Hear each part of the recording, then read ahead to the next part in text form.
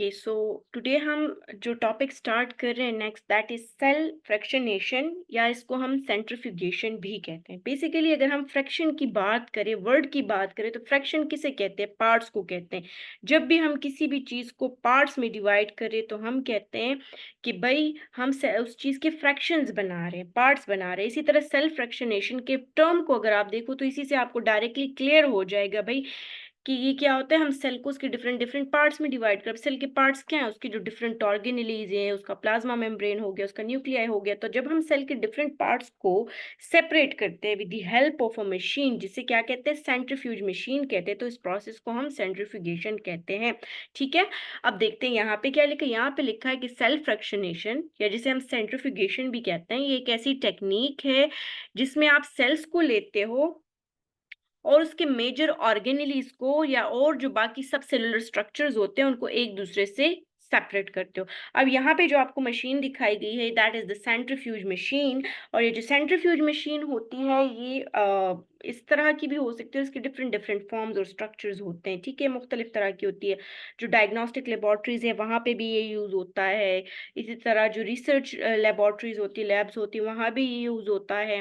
ठीक है, तो ये सेल के डिफरेंट पार्ट्स को और कंपोनेंट्स को सेपरेट करने के लिए यूज होता है। हम छोटे छोटे से सेंट्रीफ्यूज ट्यूब्स में, बड़े साइज के भी होते हैं 50 ml तक भी, उनमें अपना कंटेंट डाल देते हैं जिसमें हमारे सेल्स होते हैं डिजायर, जिसको हमने सेपरेट करना होता है। फिर हम इसको स्पीड से चलाते हैं, जैसे हमने मिल्क शेक बनाना होता है, जूसर में सारी चीज़ें डाल देते हैं और फिर वो उसको स्पन करते हैं, तो हमारे पास मिक्सचर बन जाता है ना सारी चीज़ों का। इसी तरह सेंट्रीफ्यूगेशन में भी होता है। ठीक है, अब प्रोसेस को हम देखते हैं। Process is achieved by the process of centrifuge. This process of centrifugation हम करते कैसे हैं? सेंट्रीफ्यूज मशीन के जरिए करते हैं। कहते हैं the process is achieved by the process of centrifugation using a centrifuge. Centrifuge machine जो प्रीवियस स्लाइड में आपको दिखाई, वही मशीन है, उसके जरिए हम जो प्रोसेस करते हैं उसे हम कहते हैं सेंट्रीफ्यूगेशन। अब जो बड़े बड़े कंपोनेंट्स होते हैं, लार्जर कंपोनेंट्स होते हैं, वो नीचे बैठ जाते हैं, जैसे आपको इस एपेंडोर्फ ट्यूब में नजर आ रहा होगा। ठीक है, जो बड़े बड़े पार्टिकल्स हैं वो नीचे बैठ जाते हैं ट्यूब के। और ये जो बैठ जाते हैं पार्टिकल्स नीचे, तो उसको हम क्या कहते हैं? उसको हम पैलेट कहते हैं। और जो आपके पास लाइटर कंपोनेंट होता है पूरे सोल्यूशन का, जो ऊपर आ जाता है, उसे हम कहते हैं सुपर नेटेंट। सुपर वैसे भी वो चीज होती है ना जो ऊपर की तरफ होती है, अच्छी होती है, बड़ी होती है। तो जो ऊपर क्लियर लिक्विड बन जाता है उसे हम सुपर नेटेंट कहते हैं। और जो नीचे आपके पास लार्जर पार्टिकल्स जम जाते हैं उसे हम पैलेट कहते हैं। ठीक है, अब कहते हैं सेंट्रीफिकेशन के प्रोसेस में हमारे पास हम जिस फोर्स को यूज करते हैं, क्योंकि जाहिर है मशीन है, काम हो रहा है सेंट्रीफ्यूज मशीन, तो यहाँ फोर्स भी लगेगी, कोई पावर, कोई एनर्जी लगेगी, तो उसको हम कहते हैं सेंट्रीफ्यूगल फोर्स। ठीक है, उसके जरिए हम सेडिमेंटेशन करते हैं मिक्सचर के। सेडिमेंटेशन का क्या मतलब? ये जो नीचे पैलेट बैठ गया है, सेडिमेंट हो गया है, नीचे तह में जम गया है, इसको सेडिमेंटेशन कहते हैं।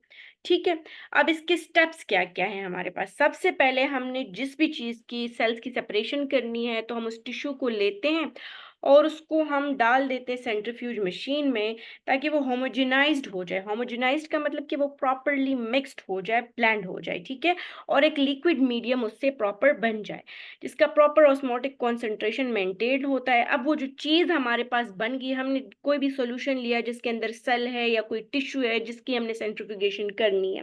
ठीक है, अब जब हम लैब्स में करते हैं, ऐसा नहीं कि हम सेल लेते हैं, हमें किधर से सेल नजर आता है? हम कोई भी अपना सैंपल लेते हैं, उसमें कोई भी हम सॉल्यूशन डालते हैं। हम डिस्टिल वाटर डाल सकते हैं, हम जो है तो अल्कोहल डाल सकते हैं, हम इसके अलावा इथेनॉल वगैरह ले सकते हैं। वो चीज़ें हम डालते हैं और साथ में हमारा जो टिश्यू होता है वो भी डाल देते हैं। ठीक है, फिर हम उसको सेंट्रीफ्यूज मशीन में जब डाल दिया, उसको हमने स्पिन किया, जैसे आप जूसर का बटन प्रेस करते हो ना, ऐसे इसका भी प्रेस किया हमने। स्पीड दी कि इतनी स्पीड पे तुम रन हो, वो मशीन रन होते तो हमारे पास जो सॉल्यूशन बन जाता है उसे हम कहते हैं होमोजिनेट।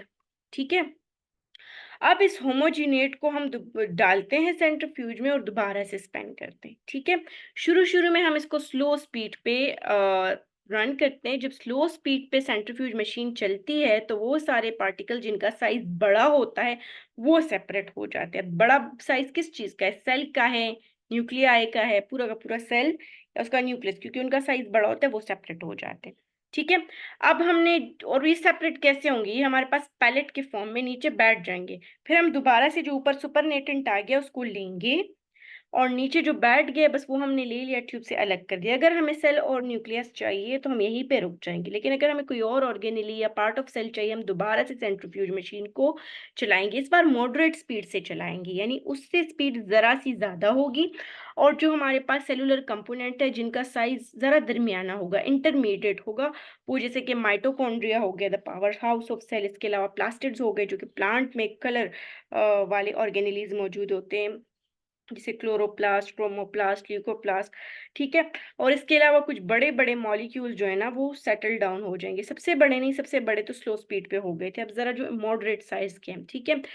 और उसके बाद हमने जो पार्टिकल्स हमारे पास जो रिलेटिवली इंटरमीडिएट स्पीड पे अलग हो गए उनको हमने साइड पे रख दिया। अब दोबारा से हम उसको जब बिल्कुल एंड में रन करेंगे सेंट्रीफ्यूज मशीन को, तो इस टाइम इसकी स्पीड काफ़ी ज़्यादा होगी। जब हम फुल स्पीड में, सबसे ज़्यादा स्पीड में इसको चलाएंगे तो सबसे छोटे छोटे साइज के पार्टिकल्स हमारे पास सेल के अलग हो जाएंगे, जैसे कि हमारे पास राइबोसोम्स वगैरह हो गए, तो उनका साइज काफ़ी ज़्यादा छोटा होता है। ठीक है। अब आपको डायग्रामेटिकली ये सारा प्रोसेस एक्सप्लेन किया गया है कि हमने टिश्यू लिया, उसको सॉल्यूशन में डाला, उससे जो चीज़ बन गई वो क्या है, होमोजिनेट है। अब हमारे पास हमने क्या किया, सेंट्रीफ्यूज मशीन चलाई तो हमारे पास पहले पैलेट बन के नीचे बैठ गया, और इसी में वो चीज़ें थी पैलेट के अंदर जो हमें चाहिए, जैसे न्यूक्लियस हो गया, सेल के डेब्रीज हो गया, यानी सेल का जो कचरा, जो अननेसेसरी चीज़ें हैं। अच्छा, और ये जो सुपरनेटेंट था इसको हमने दूसरे ट्यूब में डाल दिया और इसको हमने ले लिया जो पैलेट था।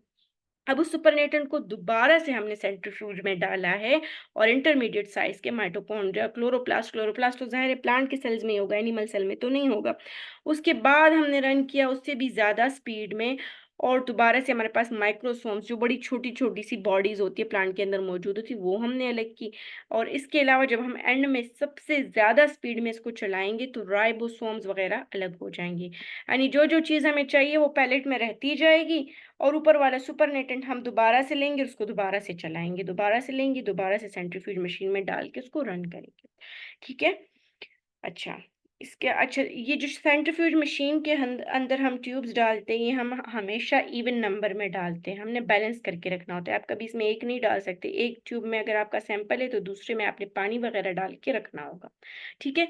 तो ये था अबाउट सेंट्रीफ्यूगेशन, एक प्रोसेस था जो कि हम सेल एंड मॉलिक्यूलर बायोलॉजी में, साइटोलॉजी में यूज करते हैं। अब हम दूसरा प्रोसेस पढ़ेंगे जो है टिश्यू कल्चर। अच्छा, आप लोगों ने टेस्ट ट्यूब बेबी के बारे में सुना होगा, आपने सुना होगा कि स्टेम सेल टेक्नोलॉजी हो रही, ये हो रहा है, वो हो रहा है। लेबोरेटरी में जब आप लिविंग ऑर्गेनिज्म के या उनके टिश्यूज की कल्चर करते हो आर्टिफिशियली, यानी वो नेचुरली नहीं हो रहा, आप आर्टिफिशियली लेबोरेटरी में कर रहे हो, चाहे वो किसी प्लांट का टिश्यू है, चाहे वो किसी एनिमल का टिश्यू है, जैसे आजकल हम हाइब्रिड वेजिटेबल्स, फ्रूट्स वगैरह वो सब देख रहे हैं ना। तो इसी तरह से जब आप किसी भी टिश्यू का, चाहे एनिमल का है, प्लांट का है, किसी लिविंग ऑर्गेनिज्म का है, उसको आप लेबोरेटरी में कल्चर करे हो तो उसको आप टिश्यू कल्चर कहोगे। जैसे यहाँ पे है टिश्यू कल्चर। अब विट्रो का क्या मतलब है, विट्रो का मतलब है इन लेबोरेटरी।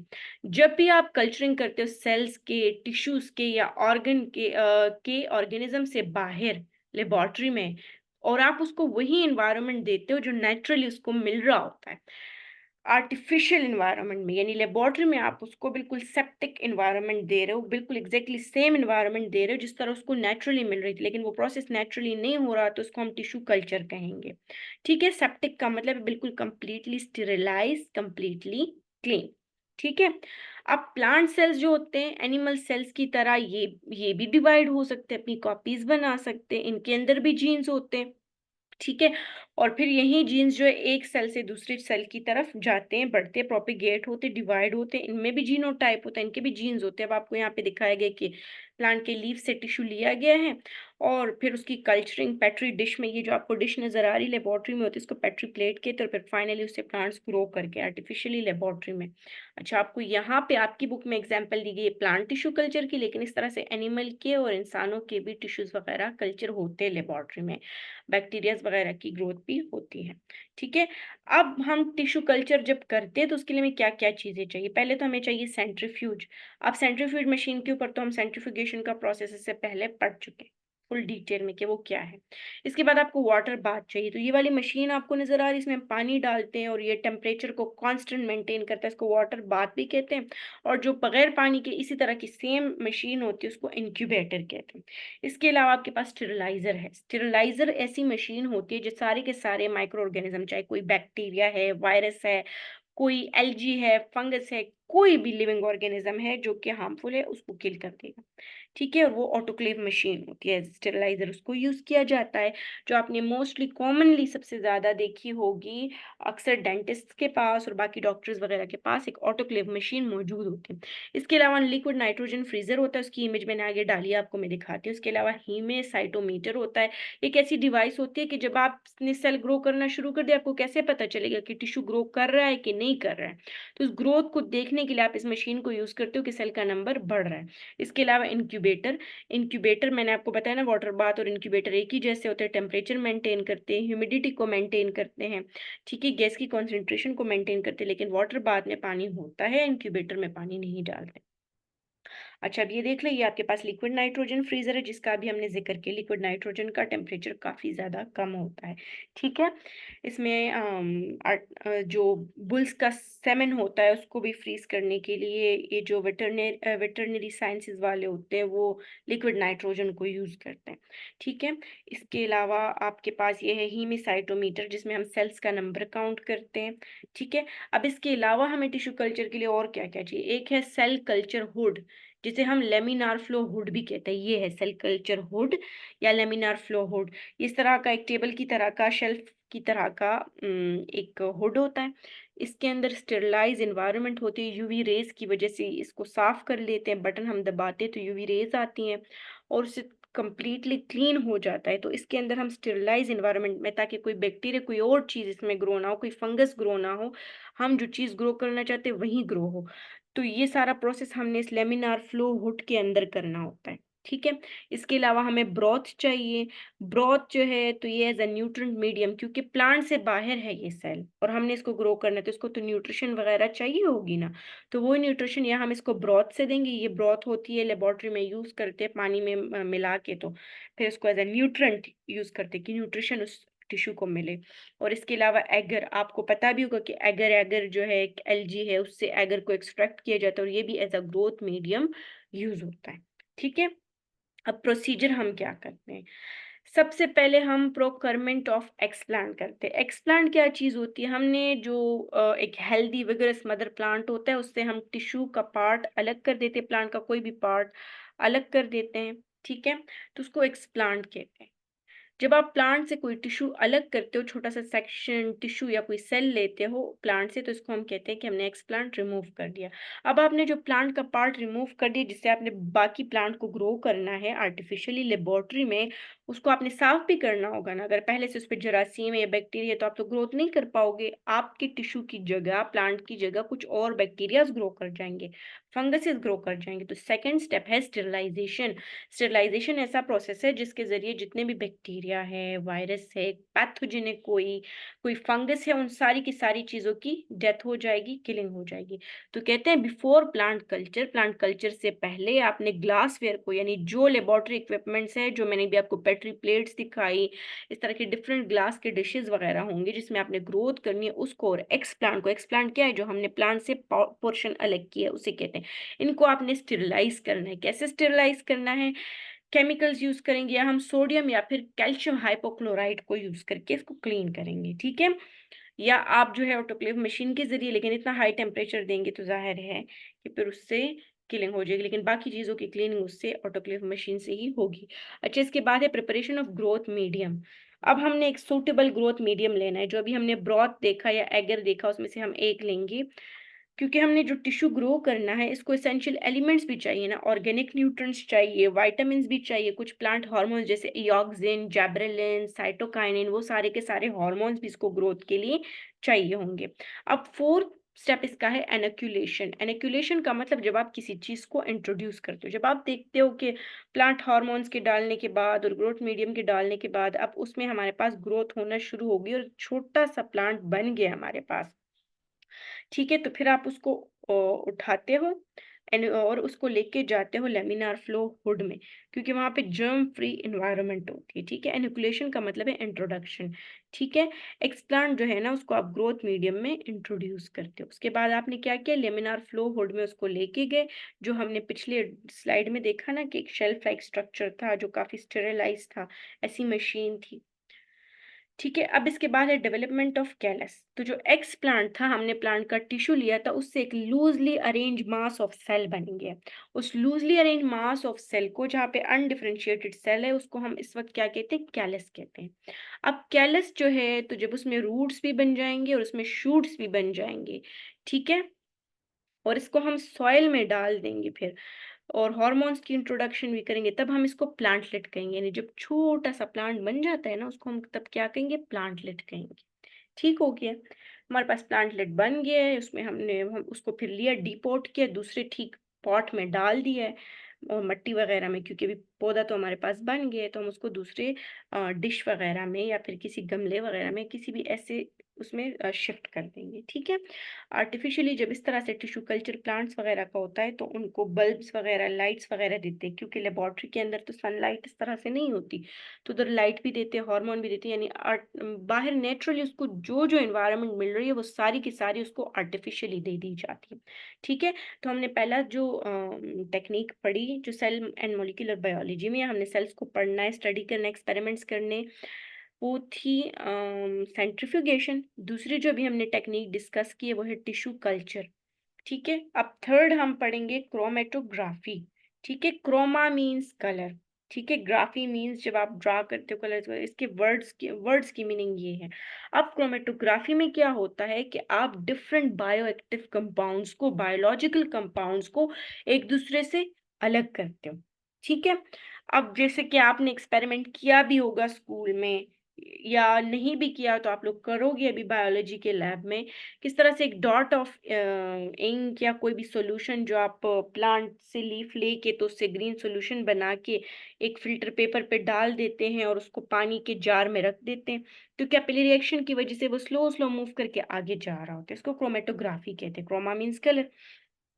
अब यहाँ कह रहे हैं कि chromatography is the separation of sample components based on differential affinity for a mobile versus stationary phase. अब क्रोमेटोग्राफी में क्या होता है, जो भी सैंपल आपने डाला उसके डिफरेंट डिफरेंट पार्ट्स एक दूसरे से स्टेशनरी और मोबाइल फेज में अलग अलग होंगे। अब स्टेशनरी फेज क्या है और मोबाइल फेज क्या है, ये जो कागज आप देख रहे हो ये है स्टेशनरी फेज, स्टेशनरी है, खड़ा है, ये कुछ नहीं हो रहा, हिल भी नहीं रहा।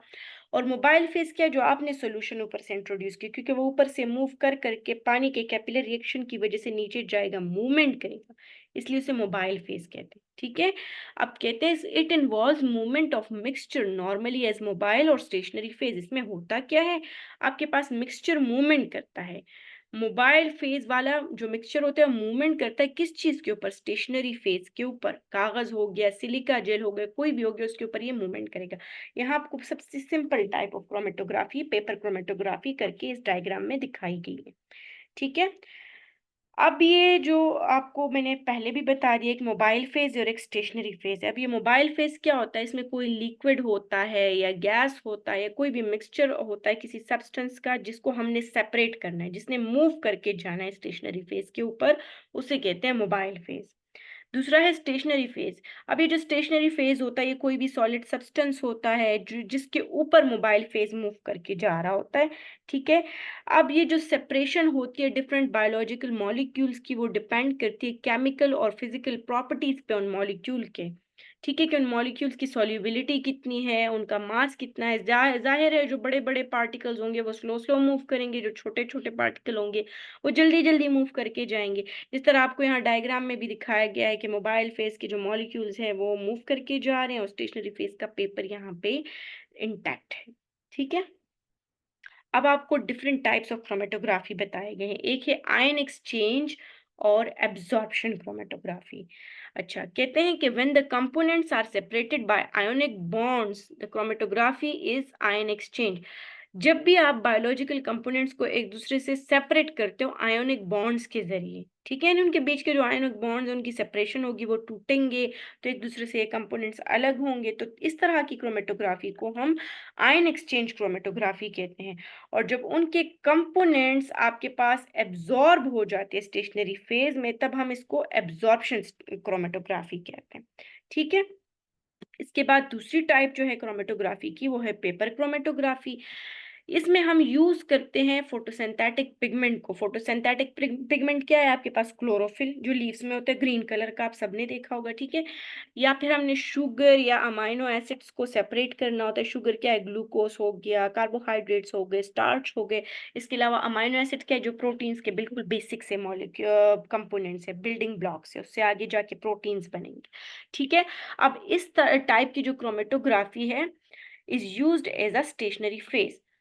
इसमें हमारे पास पेपर को हम as a stationary phase use करते हैं। नाम ही पेपर क्रोमेटोग्राफी है, जाहिर एज अ स्टेशनरी फेज हमने पेपर को ही यूज करना होगा। अब इसमें क्या होता है कि हम मिक्सचर को लेते हैं जिसमें लिक्विड में हमने अपने डिजायर्ड कंपोनेंट को, चाहे हमने फोटोसिंथेटिक पिगमेंट अलग करना है, शुगर या अमाइनो एसिड है, जो भी है, उसको हम लिक्विड में डिसॉल्व करते हैं और पेपर के एक एंड पे हम उसे स्पॉट कर देते हैं। The end of the paper nearest to the spot is placed in the solvent in such a way that alcohol does not touch the spot.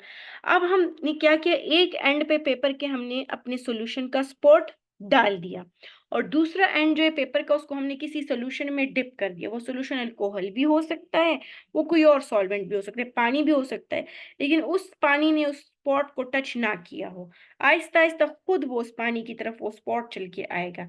Alcohol which moves through the paper by capillary action carrying the molecule within it result in the formation of bands on the paper.